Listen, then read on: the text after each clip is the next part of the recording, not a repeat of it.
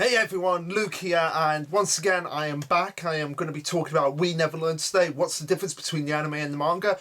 We're up to episodes 9 and 10 now, so we're relatively near the end. I think we've only got 3 more episodes to go, and then hopefully, fingers crossed, we might get a season 2. It hasn't been announced yet, but hopefully, like The Promised Neverland, and hopefully, like Dr. Stone, We Never Learn might get a season 2. Now, with Dr. Stone, there's going to be 24 episodes, so there'll be a lot more content to go over. I think what they're going to do is go up until the end of part 1, where just before the actual war between Tsukasa and Senku's Kingdom of Science and Empire of Might. I feel like that's where they're going to end the first season of the anime, and then hopefully season 2 will focus on Stone War as a whole. So yeah, that's what I wanted to say, but for now, that's for later. For now, we're going to be talking about We Never Learn. These 2 episodes are kind of polar opposite of each other.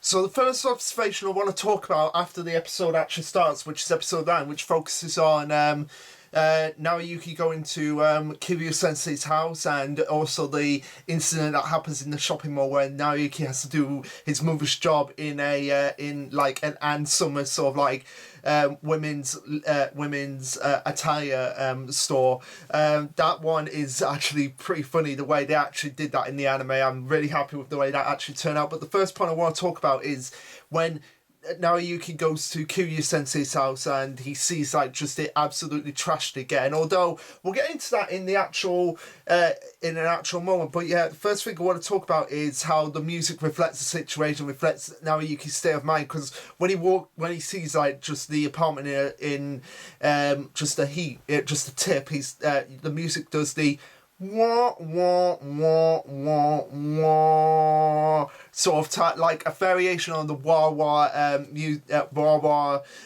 music, and I feel like that not only is funny, but it also reflects Naoyuki's state of mind. Like no matter what he did, it turned into a complete mess after everything he had done for her in that situation. And one other thing I want to talk about, going back to what I just said, is that her apartment in the anime seems a lot more cleaner than it was in the manga. Now, in terms of the manga now, because I don't have the volumes, because the volumes aren't out yet, I'm kind of having to go and use it online rather than having the volumes in front of me. So I apologise if anybody's a bit taken back by that. But yeah, in the manga, if I don't know if you can see it, if I can just adjust it.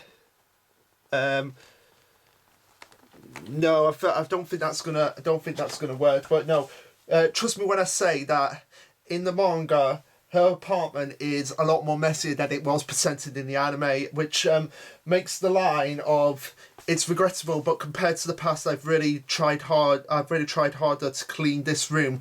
That makes it a lot more funnier in the manga than it does in the anime, because in the anime it gives a sense of like, yeah, she's actually putting in the effort, whereas in the manga it's like, no, you really aren't. It's still as messy as it was back then. So yeah, and also as well, guys, like I said, I apologise. I can't get the lighting sorted here.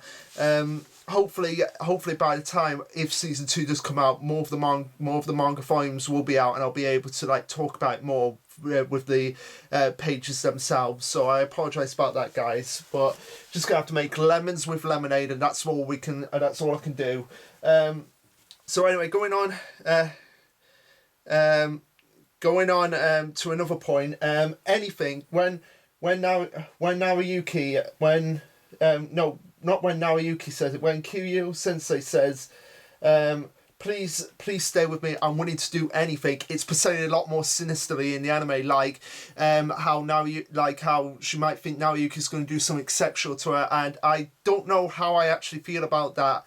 In the manga, it feels like a much more relaxed approach, and it's like she is scared at this point, and she just wants someone to be there with her at this point. Whereas in the anime, it presents like, oh, Naoyuki's going to do something really creepy to her, and then it cuts to them studying, which I find a little bit like jarring because Naoyuki, as he stated before, he's not really interested in sexual activity. I mean, I get what they were going for. Like Kiryu Sensei thinks like, oh, this young lad is, and I've said he could do anything to me, is gonna take it in that way. Whereas she's met Naoyuki. This is the thing, like, I wouldn't have minded it so much if she hadn't have met Naoyuki before, but she has met him before, and she knows just what he's all about. And the fact that she would even come to that conclusion in the anime, it's just kind of like jarring in that regard. And I feel like it shouldn't have been in there, or shouldn't have been presented in that way. Now, in terms of the rest of the section, like this episode that adapts from the manga, like I've been saying before, it pretty much goes by exactly how it was in the manga, as opposed to changing it around like certain series have been doing recently. But anyway, one more thing that I feel like adds a bit more flavour to the actual scene, to the actual situation itself, is the moment where the bug comes back and attacks. Attacks, more like it's just sitting there and trolling her, Kiryu Sensei.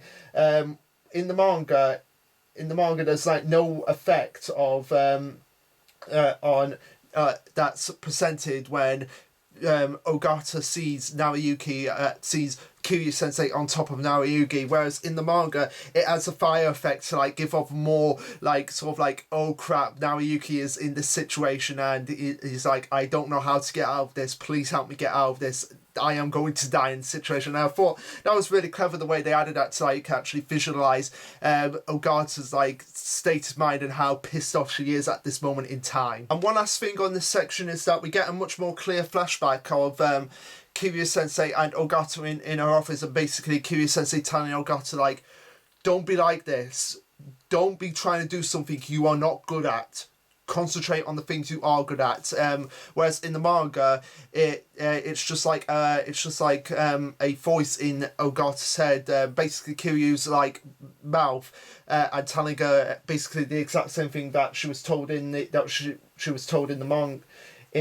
manga, that she shouldn't be trying to do things that she's I've got it right here, that she's saying how laughable, just give up already. And I really like how we had that more clear flashback in the anime as opposed to in the manga, because again it just adds more to the flavour of the scene and gives them much more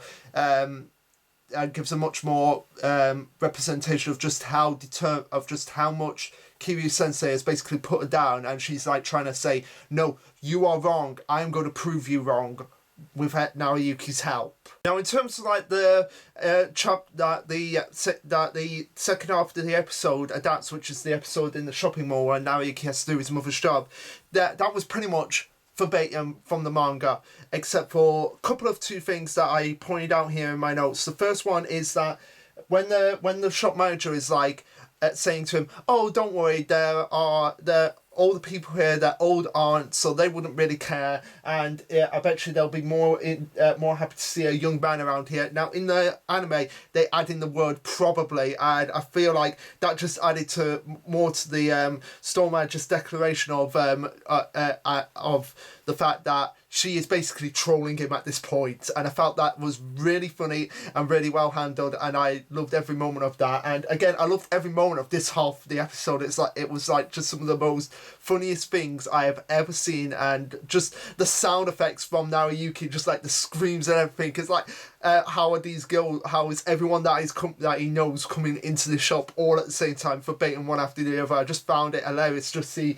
his absolute struggles and just hear his absolute screams in that episode. It basically had me in stitches, basically.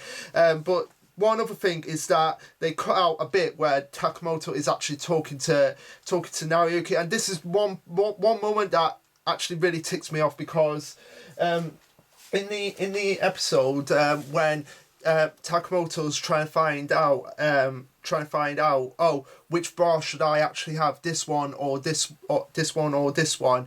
Naoyuki actually visualizes Takamoto in the anime as actually having those like bra sets on and just basically drooling over her. And again, I feel like that shouldn't have been included, because that's something that even though he is pretty much aware, even though in the back of his mind he's like, Takamoto fancies someone, I feel like he has a very distinct idea that it's someone that he actually knows himself, and I feel like even though he knows this, I don't feel he's in that situation at this point in the story to actually be having those fantasies of Takamoto, even though he's been in situations that have made it clear that he would have those, but I feel like he's more strong-willed than that to actually be thinking about that sort of stuff. And in the manga, I feel like that was actually brought to the forefront as well, because he doesn't actually have that visualization in and Takamoto's actually talking about here about other stuff, which is like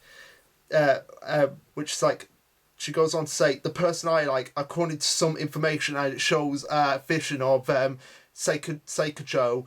So basically Seikujo was telling her all of this because she like Furuyashi knows what's going on here, knows who fancies who, and she's kind of like helping them out in her own way without actually giving away what she actually knows. And Takamoto goes on to say, according to some information, he seems to like staring at big boobs a lot. And again, I feel like this is actually a reference back to when Naoyuki got stuck in that locker room and she actually saw him in there, and she's like, okay, so he likes staring at big boobs, I can help them out here.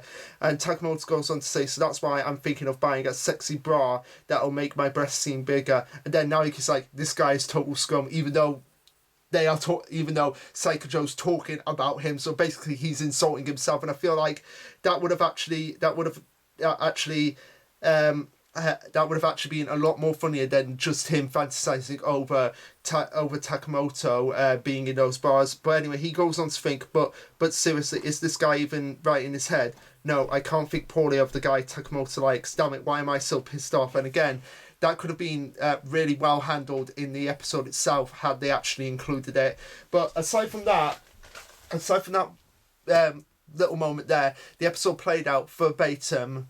Pretty much those two chapters were adapted back to back and done pretty well. Just that one little minor thing that just like really irks me, and I feel like it shouldn't be included because it goes a little bit against Naoyuki's character in the sense that he is someone who, in terms of romance, would actually put that to the back front of his mind rather than being in the forefront of his mind. But anyway, that's all I wanted to say on episode 9. Now we'll move on to episode 10. Now this is the episode that I have a lot to talk about. Now in terms of episode 10, they actually skip over a couple of chapters, and I feel like they did this to get more to introducing Ashumi Senpai quicker, because again, we're coming to the end of the anime. We've only got like 3 more episodes after episode 10, so I feel like they felt like, okay, we can either include these episodes and just have Ashumi Senpai in the last 2 episodes, or we can actually just skip over them and just get to what people want to see. And I feel like they chose the right choice, because I feel,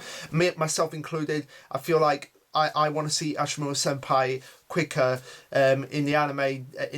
But in terms of the manga, I feel like these 2 episodes can be adapted later on, and that's the beauty of We Never Learn as opposed to Promised Neverland. They can take episodes they could take chapters that weren't adapted and sort of like adapt them later on if they feel like it fits into the situation at hand. It's not as linear as Promised Neverland. I feel like that's why it's had much more of an advantage in terms of what they can adapt fully without being worried about having cut content, because again, it's not as linear as the Promised Neverland. They can just pick and choose when to put certain moments in the manga in the anime if it fits the situation, whereas Promised Neverland was more of like a continually telling story. This is more like just slice of life romantic comedy that can actually have events that take place later on than what they did in the manga. And I feel like because they've gone down that route, it's actually been much more beneficial for the anime itself. So anyway, I'm going to talk quickly about these 2 chapters. Well, I say quickly, it probably take me about 20 minutes to talk about these chapters before we actually get on to talking about Ashumi Senpai. But anyway, this chapter starts off with Ogata and Naoyuki in the library, and Ogata wanted to ask him a question, which is about a line on the second page. But as they're drawing closer together, Ogata feels like his lips are about to touch her, which again is which again is probably a reference to the fact that they have kissed before. They were the first kisses of each other, even though they say it was an accident. They still feel like it counts. And of course, it's all a dream as Ogata falls on her back on her chair. And then it cuts to Ogata like actually finding out that actually looking up about what the meaning of kiss is. And then it cuts back to the school where Takamoto, Furuyashi, and Naoyuki are in the hallway, and they're like, finally, the last test is finally over, and Naoyuki's like, good work, everyone. Let's self-grade and revise without further delay. And they're like, oh yeah, of course, because they were getting excited that the tests were finally over, but now he's like, no, we still have to revise and go over everything before the other tests that happened in order to get into your university of choice. Anyway, as Naoyuki sees this and sees how upset they are about everything, he's like, I suppose the two of you have reached your limit. On top of that, the maths exam today was quite difficult, and he's like, fine, go on, have a break, go home. And they're like, hooray. And then he sees Ogata and he's like, huh, you too, Ogata? It's surprising since we only have a math test today. And she's like, no, it's not about today. Instead, right now I'm troubled by another difficult question, so would you be willing to help to go out with me later? And he's like, of course, if it's within my capability, I'll always help.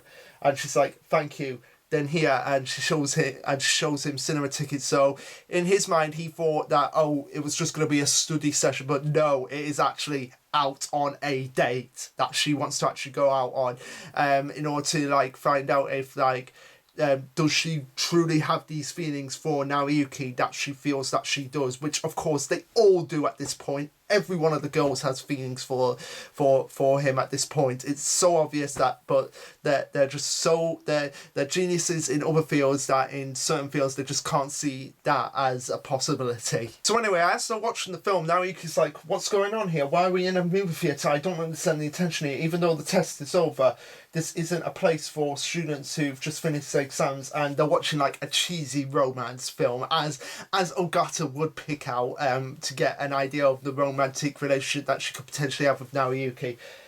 So the film is like, wait, Anthony, don't stop me, Amanda.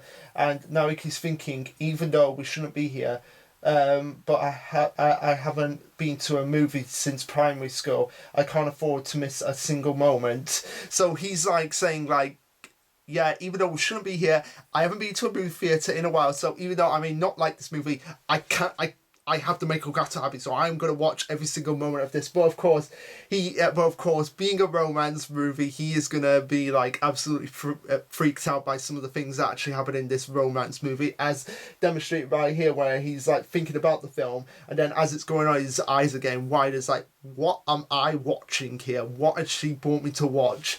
And he's like, but a romance movie, it looks like a difficult genre to understand. Does Ogata like romance? But if Ogata is able to take a breather, then I suppose... Wait a moment.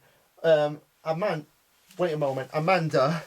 Oh my, how will this progress? Damn it, this is so frustrating. Of all places you picked for a hug, go for her now, Anthony. And I love how... Well, no, he's not actually getting freaked out. He's actually getting into the film itself. So he's like, wait, does Ogata like romance movies? Why would she bring it? And then he's actually getting into the film itself. Like, he's taking it way too seriously. And, of course, it ends with the couple actually kissing and going, oh, I love you, Anthony. Me too, Amanda. I don't want you to leave your eyes ever again. And he's like... And then he's thinking back of the kiss that Ogata and him had back in the forest. And he's like, no, that was an accident. It's completely different. And then he's like, this is getting awkward. And then as it ends, he's like bawling his eyes out. He was like, okay, I've enjoyed this movie. And I just love that as well. It's like, for a guy who wasn't really thinking about any romance or starting any relationship, he just bawls his eyes out at this film, which was probably the most cheesiest thing you could ever put to film. He still enjoyed it, and I love that. And I love that about Naoyuki's character, and just so much comedic potential that can have with him. And anyway, as the film ends, he's like, how did I say this The ending, what a masterpiece. Amanda was able to find happiness in the end. I'm so glad. Thanks for inviting me, Ogata, but I didn't expect you to be in this type of movie. And then she's the one who's doing the thing that Naoki should have been doing. So it's like it's kind of gone into an opposite reversal of the situation, that Naoki was thinking like, why would I come here to see this film? And he was expecting Ogata to just be bawling her eyes out at the end, but instead it's the exact opposite. And I love that, just like reversal of expectation on the situation, or reversal of the situation on the situation. I just love that about it. And she's thinking that it looks like she didn't understand it at all. No, Naoki's thinking like, it looks like she didn't understand it at all, referring to Ogata. And he's like, Ogata, did you find it boring? And she's like, no, rather than that, I didn't know who Anthony or Amanda are. Then saying I love you, I'm falling in love. And she's like, and he's like, she just did discredited all romance works. And again, she did it, and again she did, because again, Ogata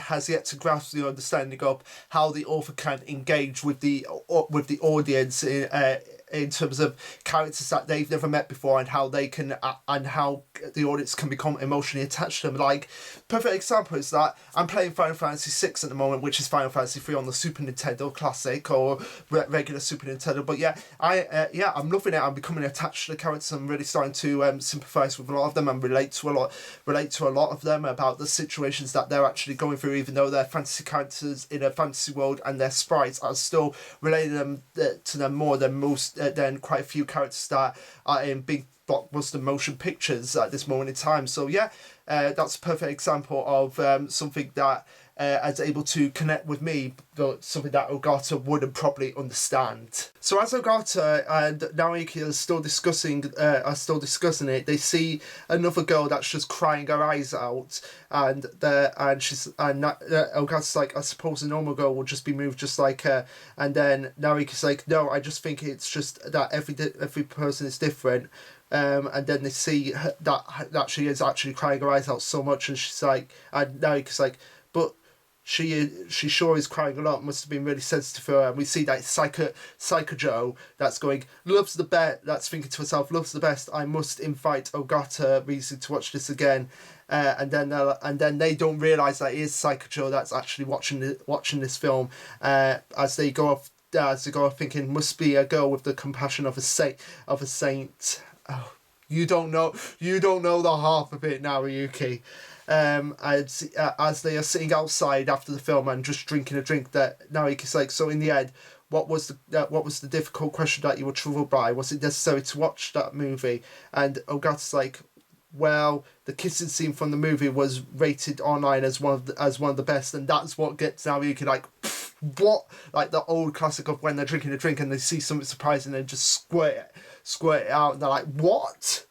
And then as Naoki is just thinking about the situation, he starts laughing and he's like, oh my, Ogata, if you say it like that, people will think that you were trying to observe a powerful kissing scene.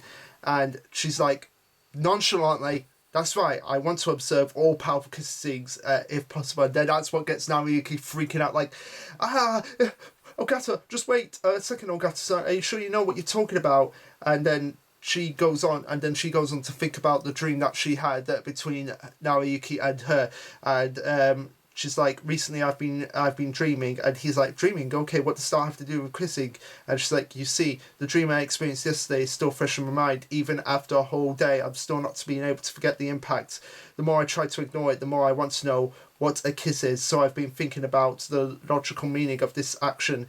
So I figured if I can understand kissing through the internet and movie, then that would surely surface for an answer. And then Naoki's like, because she's always thinking of logical ways to get around the situation, he's like, as usual, Ogata and her logic, but I suppose that what makes her such a fascinating character to begin with, in the sense that she is someone who can't think outside the box as expected of other people in certain situations or certain subject matters, and she's always thinking like, okay, what's the logical thing to think about here? And she can't think about the impossible in itself. But again, that's what makes her such a fascinating character, and what I've loved about her ever since the beginning.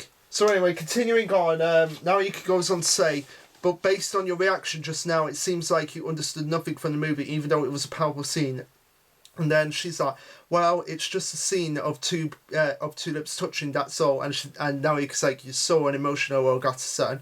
Before going on to say, well, that dream you had, I still don't quite understand it. So you mean you dreamt of kissing someone? And then that's what gets Ogata blushing, and he's like, oops, why did she suddenly get quiet? This is bad. Did I say something strange?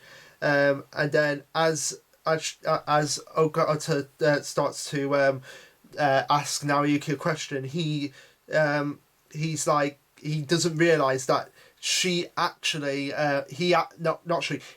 drank from her drink, indirectly kissing her.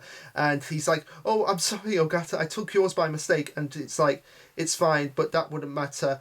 But wouldn't that mean that I have indirectly kissed you? And then that's when they're thinking back on, both of them are thinking back on the situation when they did actually kiss each other. And he's like, I'm really sorry about that. Stop thinking about it. It was just an accident. And she's like, that dream, why is it always Naoyuki? And again, it's like, she doesn't quite get the fact that she has developed so many feelings for her that they're about to explode out of her. Naoyuki says he'll be going home now, and he's like, for your question on what a kiss is, I'll go back and think about it. We'll discuss it again next time.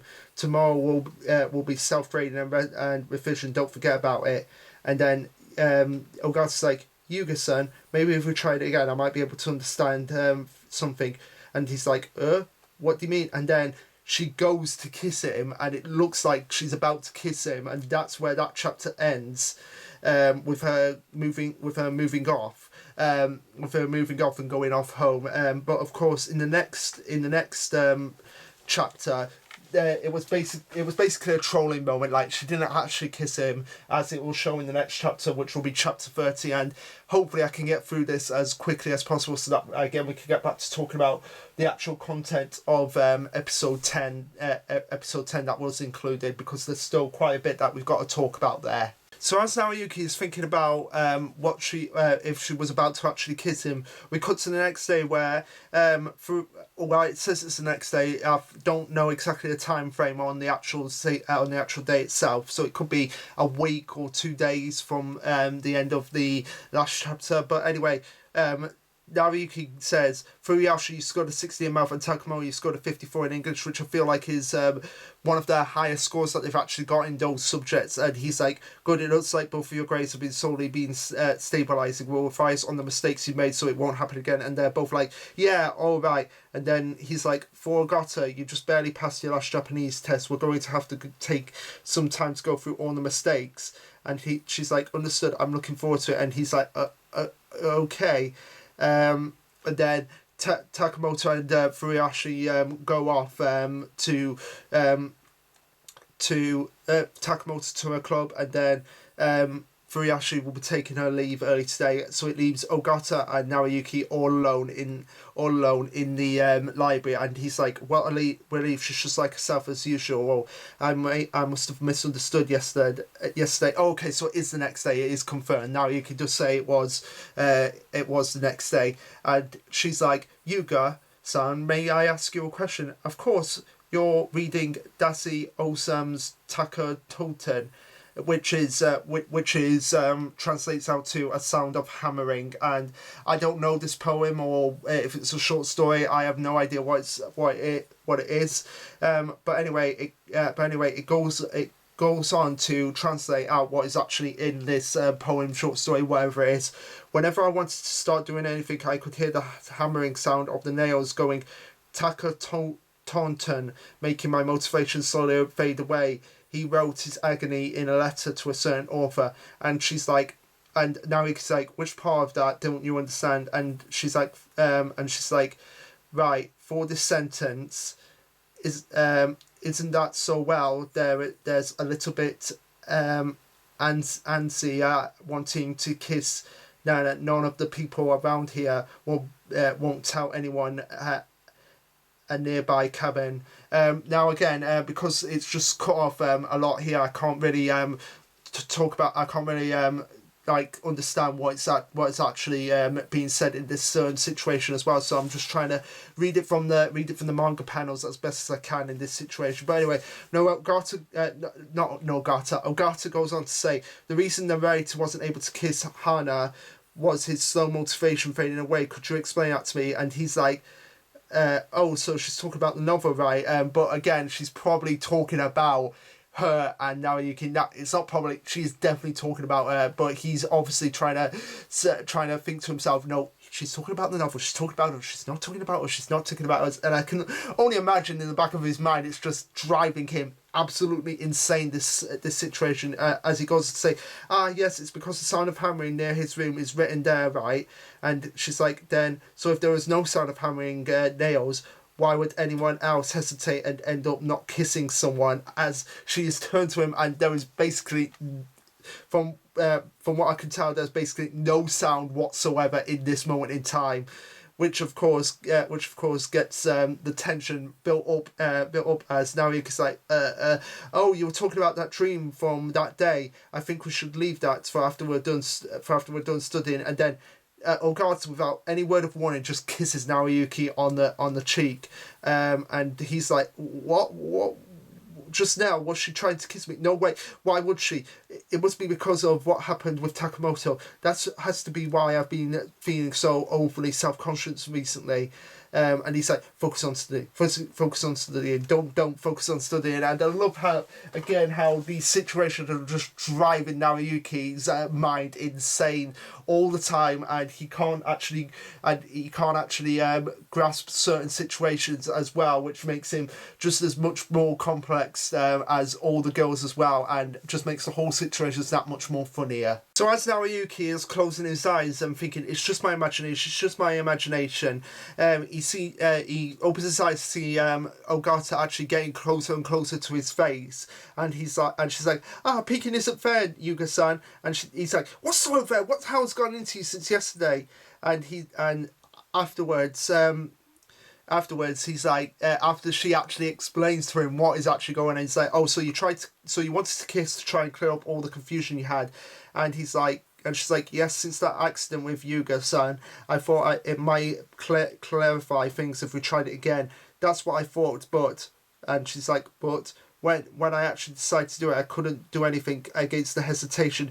It's frustrating to not understand the reason behind it, so when the time is right, I'll do it no matter what. And he's like, are you crazy? And she's like, then did I do something weird? And he's like, the fact that you finally got it makes me happy, Ogata-san. And she's like, I'm sorry, ever since I was little, I've never been satisfied until our answer is fully explained. Once I'm focused on something, I can't pay attention to anything else. And I feel like that actually gives a lot of insight into Ogata's character as a whole, in the sense that she can't focus on multiple things. I feel like that's a weakness that she has to overcome, the fact that she can't focus on multiple situations as a whole. She has to, once she actually has her mind focused on something, she needs to get a definite answer that she is satisfied with before she can move on to anything else. And I feel like that's another thing that's not only held her back, but also prevents her from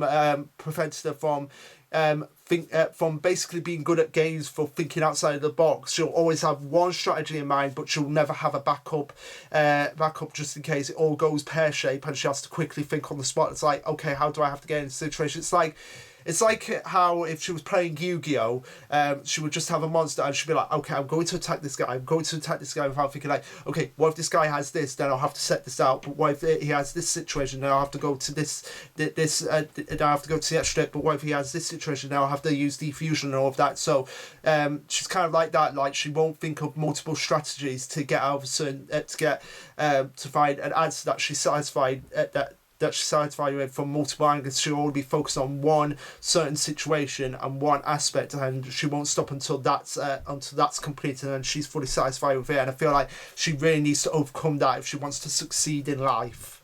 And then after she explains this all to Naruyuki about how she has to be focused on one answer until she's satisfied, we get a flashback of her into her younger years, where I feel like this is the first time she actually experienced having multiple answers to situations, especially in literature, where she goes, Sensei, Takia-kun and Satsu-kun, even though they both gave different answers, how can they both be correct? And she's like, really? This freaking kid.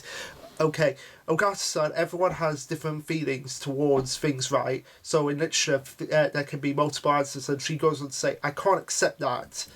And then she's like, and then you see all the others, all the other kids being like, Ogata-san isn't a bad girl, but isn't she a little weird?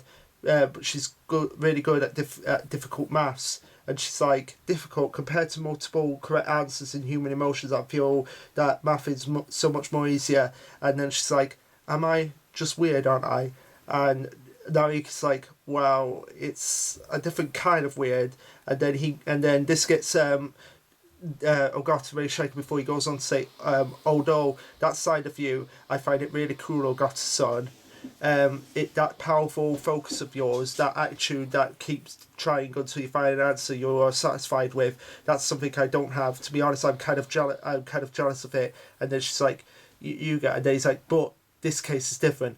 Listen, Ogata. And then he goes into like a really sort of like spiel of like dominance over her, like sort of like a god over her. And he's like, listen, Ogata, a kiss for a girl is no even for a guy. It is a very scary thing. And she's like, yes, it's outrageous to treat a kiss so lightly. You'll definitely regret it someday. Definitely.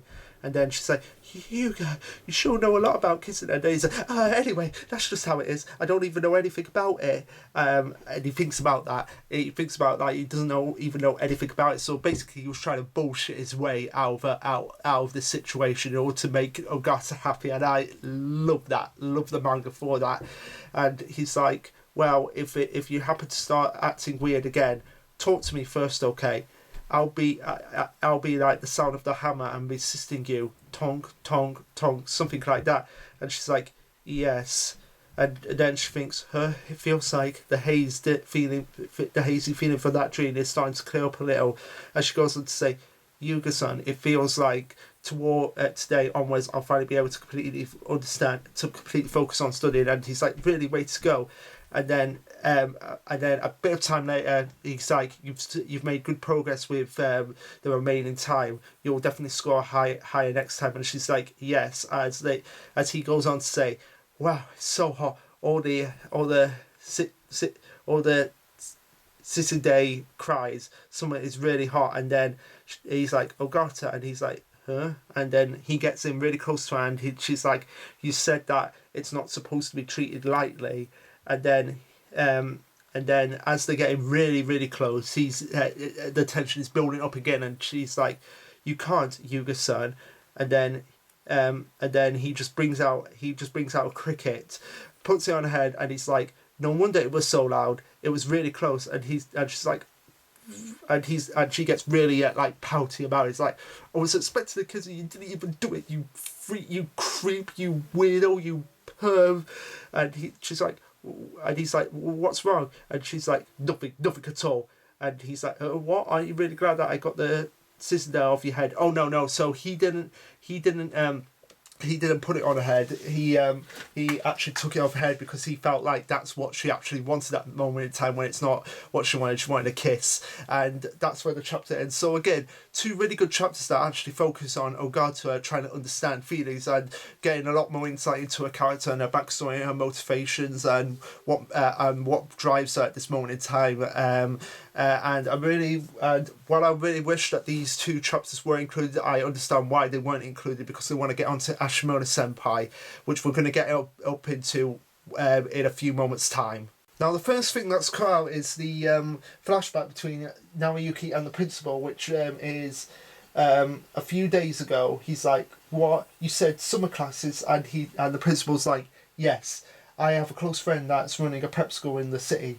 It's extremely free for you. You'll be able to go and learn something new. And he's like, oh, what an amazing world. But in exchange, and he shows Ogata's like Japanese test, and now it's just 31, and he's like, the next time this happens, you do understand, right, Yuga? And he's like, yes, leave it to me, leave it to me. Instead, they just have Naoyuki explaining what happened between him and the principal, and I feel like that's a major issue with this episode, is that they show rather than they don't show, they just tell, and I feel like the anime really could have just been a lot more better, the episode, if they had actually just shown it rather than just telling us in passing. But I guess that was probably to just like move things along a lot quicker, because they had quite a bit of content to get through in this episode. Now, the look of us discuss from Ashumi Senpai is a lot more believable in the anime than it actually is in the manga. In the anime, she's presenting a lot more coldly, which again, I feel like that was probably the intention to get across, of the fact that this girl, you don't know what she's capable of, or how she's going to react to certain situations. But because she is one of the newest main characters that's being introduced, in fact the final main character that's being introduced at this point, so yeah, I feel like they were like, okay, we're gonna introduce her, but we're gonna make it like so we don't so that you don't get an idea of what she's actually like until after her introduction has been fully explored. So anyway, in the manga, it's like, it's nice to meet you, let's give it our best in the summer classes. And then she's like, tch. Now I feel like that was more of her thinking like, what is he going to think that I'm some sort of failure because I'm not giving it my best? But in the episode itself, it's actually because Naoyuki insults her because he thinks that she's in middle school. That she gives that look of disgust from her, which I feel like was a lot more believable and a lot more realistic than what was presented here. Even though I feel like here it was more a case of like, he trying to say I'm going to fail. Now, one thing that's actually cut out, which I did put out, was cut out, but it's actually more of like, again, like I said, it's more of a tell rather than show. Instead, it should be the opposite other way round. Is when Naoyuki is listening to the teacher and he's just rambling on, going, "Listen up. Takura fell from the power in 70 May due to the number of protests and riots across the 3 major cities." Like, it's talking like rapidly like this all the time. Going, then comes the Lord of Shibuya, who was appointed at censor. In Naoyuki's mind, that's basically how it's going for him, and he's like, ugh, the lesson is too fast paced. All cram schools like this. I'm having a hard time keeping up. And then you see Ashumi Senpai going, store rice, raw, re-establishment, law, the Abandonment Act, Shuritel Hold, labour camps, merchant policy, and a 70% reverse fund. That's all. And she's like, and the teacher's like, that's correct, you clearly studied. And he's thinking, amazing, middle schoolers these days, as he still doesn't realise that she's actually older than him in this situation. And he's like, no, I still haven't written everything down, it was going too fast, what should I do? And then she lends him his notes, and he's like, thank you for lending me the notes earlier.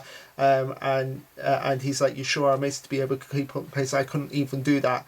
And then after that, it actually continues on as it was in the manga. But again, I just feel like that was like one of the things that was disappointed with this episode, in the sense that they did more telling rather than showing in certain situations. And I feel like this was a big major one of them that could have actually been included had they actually had a few more minutes to work with. But again, I understand time constraints as well. Now, a couple of more things that were cut out was the scene with the rice ball, where it shows that despite being so motivated about getting into her medical school and doing her medical studies, Naoyuki thinks, I have to work as hard, I'll use the lunch break to review the lesson. And then you hear her stomach growling to indicate that she doesn't have any lunch. And then she's like, shut up, I don't have money, anything wrong with that? And she's like doing it in sort of like I don't want your pity way. And then but of course, him being Naoyuki, he's too nice that he's not going to let her go hungry while studying. And he's like, well, treat it as a gift for helping me earlier. And again, I feel like that would have actually benefited for actually being included, to show again, for Ashumi Senpai to understand like this guy is different from other guys, and he can help me with he can help me out with certain situations, even though she doesn't realize the full extent of how he can help her out at this moment in time. Now, another thing that was cut from the episode was the line about geniuses, which is right here, which is only a small amount of geniuses would improve their grades just by listening to lessons. Although, why would a genius ever need the feel ever feel the need to sign up for a cram school? And then Naoyuki's thinking about Ogata and Furiashi as being the geniuses that would probably benefit most from this situation. And again, the reason why I feel like this line could have actually been included, because it's an ironic line in the sense that Ashimo Senpai wants to be more of a genius than what she is at this moment in time, because she can't. She's bad at science and bad at medicine, but she wants to improve on that. So so much more, so that she can actually prove to her father that she is worthy of running the clinic that he has actually set up and having it being passed down to her. And I feel like she's saying that in the manga as sort of like an ironic statement, which I feel like it would have been pretty cool for that to actually be carried over to the anime itself. Now, one thing that I'm actually really happy was actually cut was the guy at the door at the maid cafe that Ashimura Senpai works at, that Naoyuki visits, although he was kind of forced to visit. He didn't really have a choice in the matter. And it's the guy at the door that's like 1,000 yen, which from what I'm understanding, that's like £10, that's like $10 in our world, in our economy. That was the word I was trying to find for. But it's like 1,000 yen for an hour of the sitting fee, please. And I feel like that was not needed at all, because I feel like no restaurant in the world would charge anyone for sitting there. Just for sitting there, no restaurant would actually charge them for that. So they may charge them to like, okay, can you actually buy something, or you can just leave right now. But again, nobody would be like that mean to actually be like, right, you're gonna sit here and you're gonna pay this or else. So I feel like that was really good that they actually cut that guy out, because it was totally unnecessary, and I feel like that was just like a stain on the manga that didn't need to be there. Now, one thing I did notice that was actually confusing is that the anime has Naoyuki in the same green shirt in both episodes. Like, he doesn't change his clothes in both episodes, and I'm feeling like, really? Why was that? Now, correct me if I'm wrong, but I'm pretty sure in episodes 9 and 10 he does wear throughout the episodes, even though days have passed, the same shirts again and again and again. I'm like, really? You're not going to change? You're not going to have a shower and you're not going to change? I mean, I know you're poor, but you can't be that poor to have another shirt that you can actually wear. And this was something that wasn't even in the manga. It's like every chapter or every situation that Naoyuki was in, he always had a different shirt on him, and it wasn't like he was wearing the same one again and again and again for like about a week at most. I feel like that they only kept him wearing the same shirt was not only to make his design much more easier, but also to just driving the fact of just how poor he is that he can only afford one shirt. And I feel like that's a bit too much if I'm being honest here. Now, there was a couple of other things that are the last little bits that I want to talk about here, which was that when in the cram school where all the girls are together and they're like bugging Naoyuki, and he's sitting next to Ashimo Senpai, and she's a lot more cold in the episode in the manga than in the anime. In the anime, it's like in the manga she's like, "You three have been a pain in the ass all day. Why are you being a pain in the ass? Just go away, go away." But instead, in the anime, it just cuts to her just actually explaining things to them that they don't actually quite understand. And I feel like that was just to get them more on her side, to feel like, okay, even though she is a bit rough around the edges, she can still feel a bit warm and welcoming. And like Naoyuki says, basically being a mother hen. So despite being annoyed by her kids, she'll still look out for them and still support them in the ways that they need to be supported. And also, the last two things things I want to talk about here are, there's this weird effect that happens when Furuyashi hears the word boyfriend from Ashumi Senpai's father, where it's like her body just turns to like this black viscous, like this black and white effect, just like, and it has this like weird sound effect, like doom, like, and she just turns to like black, like she just turns contrast, basically. Like if you've ever put the contrast on a TV and it goes like all black and white, it's basically like that.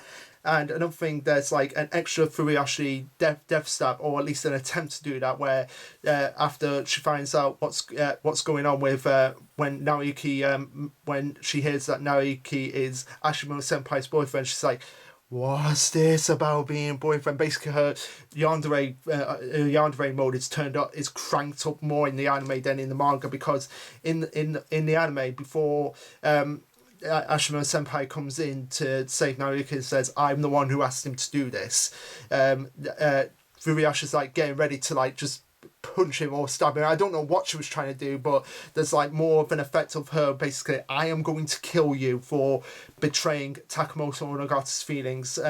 But of course everything works out in the end, or does it, because there's a new girl on the block, and that's where the episode ends. So these two episodes, they had a bit of a contrast between each other, whilst episode 9 was pretty much adapted verbatim. The 2 chapters were actually adapted all the way through. Episode 10 kind of had a lot more to cut out, but again, like I said, because they cut out those 2 chapters to get to Ashimo Senpai, I feel like it didn't hinder the anime as much as it would The Promised Neverland, because again, they can always save those chapters for later to adapt them later on down the line if they want to, and then they don't miss out on anything. And it's just those little bits again that were actually changed around that I feel like that would have been beneficial for the anime, because the anime could have showed it rather than tell it, instead of doing it the other way around. But anyway, guys, those were the 2 episodes 9 and 10.